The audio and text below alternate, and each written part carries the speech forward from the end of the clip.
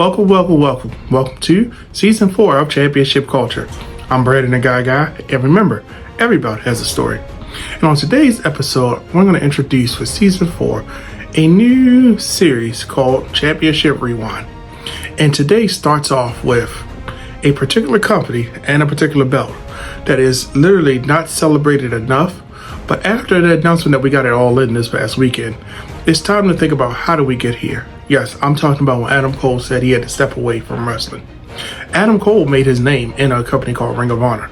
All the way back in 2010, 11, 12-ish, all the way back on that time. He was making waves, making noise. There was a lot of things happening at ROH. But let's talk about how do we get there. Now, ROH only had its world title, its pure championship, and its tag team championship. And in 2010, when Eddie Edwards became the first television champion, we could kind of see a shift in things where it became the de facto second title, where the pure championship became the other title.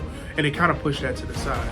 But it wasn't until Adam Cole's reign when we got a new belt design, and this belt was modeled after the WCW six-man tag team championship, and you can tell it just from the start.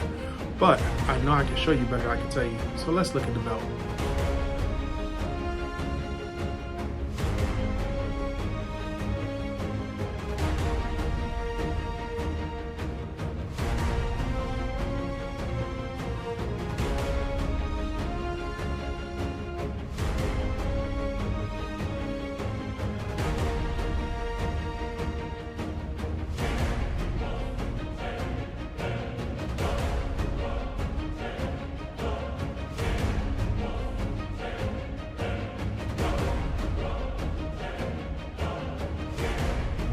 Now, as you can see from the pictures, there's a lot of details and a lot of simplicity in this belt alone.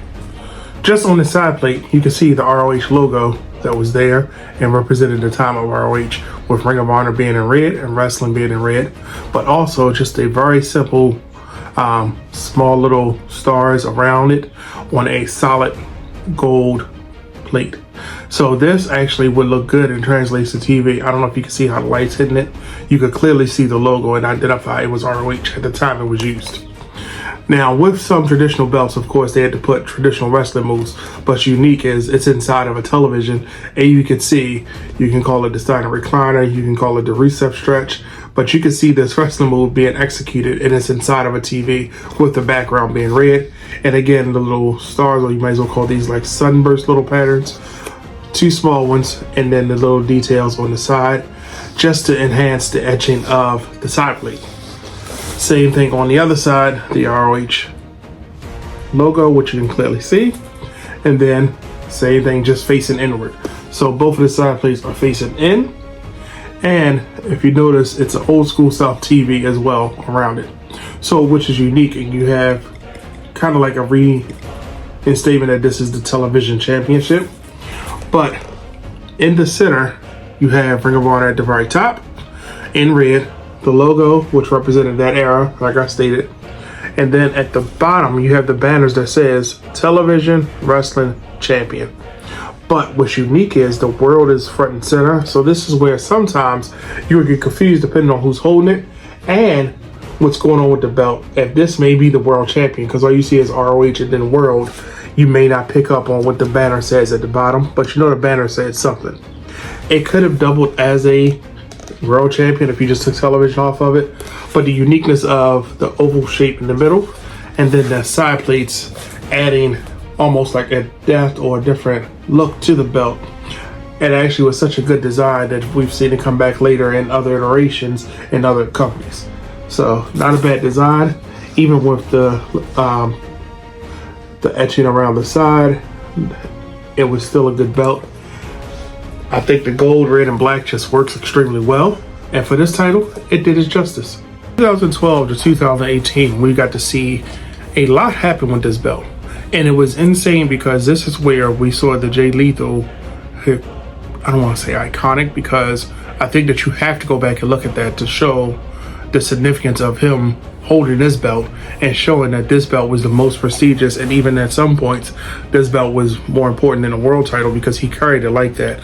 But if it wasn't for his rivalry with Adam Cole Matt Taven, Tommaso Ciampa, even at one point a young Will Ospreay would hold this belt. This championship actually made a lot of the wrestlers that we actually are celebrating today. Had it not been for this particular design, because yes, Jay Lethal brought a lot of eyes to it, but I'm always a stickler for who debuts it. It kind of becomes their belt, and Adam Cole debuted it, but of course Jay Lethal is the one that made you pay attention to it. And for those years that it was around, how it was carried, it just felt like it was such an important title. Yes, looking at it, and you can just see that the world is front and center, and you have to question, like, wait a minute, is that the world champion? Especially when this belt was in a prominent role on TV, and it just looked like it fit the wrestlers like it was a big championship. Jay Lethal sometimes carried it and held it like the old style NWA belt, but I can tell you this about it. This belt has made a lot of careers for people that we're celebrating now. And if it wasn't for this championship in this distinct design, because what came later was a new era of ROH. Because when the belts got redesigned, that's a whole different era that we could talk about. But during this era of this championship, this was the de facto second tier belt. Or you might as well call it the workhorse belt, because this belt technically was that.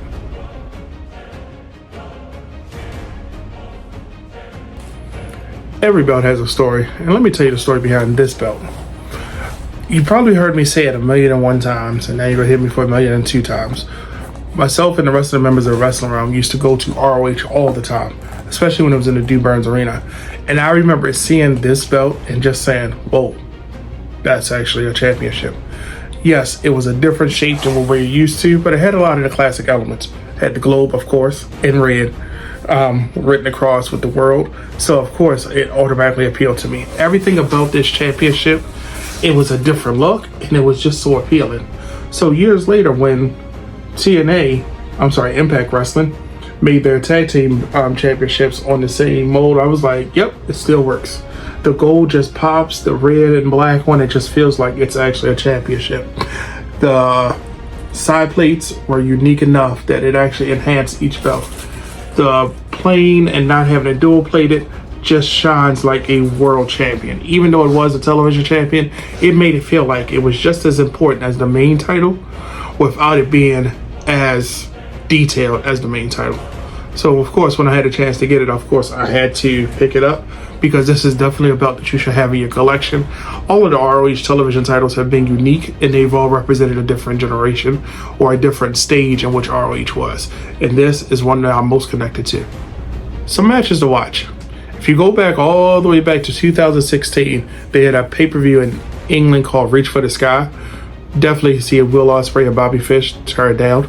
But anything from 2017, whether it be War of the Worlds, Death Before Dishonor, or Final Battle, they put on clinics for this championship.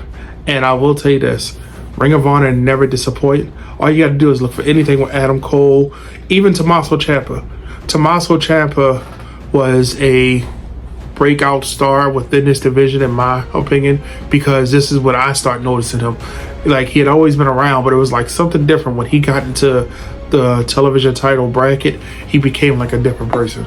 So if you want something good to watch, just search for ROH World Television Champion, but look from 2012 to 2018. It will not disappoint, because this is that era. So there you have it, the ROH World Television Championship, a belt that defined this era of ROH, and it produced a lot of those wrestlers that we had coined the phrase as indie darling, and helped build what NXT Black and Gold became. Heck, it even helped build what AEW has become. And I will tell you this, one thing about this ROH World Television Championship, this defined the era of these wrestlers. Yes, we can talk about how they moved on to the world title, but that's coming later, because Championship Rewind will be back with more editions. But make sure you comment your thoughts and ask any questions. Don't forget to hit that subscribe button, and you never miss a chance with a new episode of Championship Culture. Follow us on all social media platforms, and tune in every Tuesday at 8 p.m. for the next episode of Championship Culture. And until next time, keep your eyes on the gold, and remember, every belt has a story, and I can't wait to hear yours. You enjoying the show so far? Good. Go over to Instagram and follow us at championshipculture_. And don't forget, check out youtube.com/thewrestlingroom. Look for the playlist for Championship Culture. And remember, every belt has a story.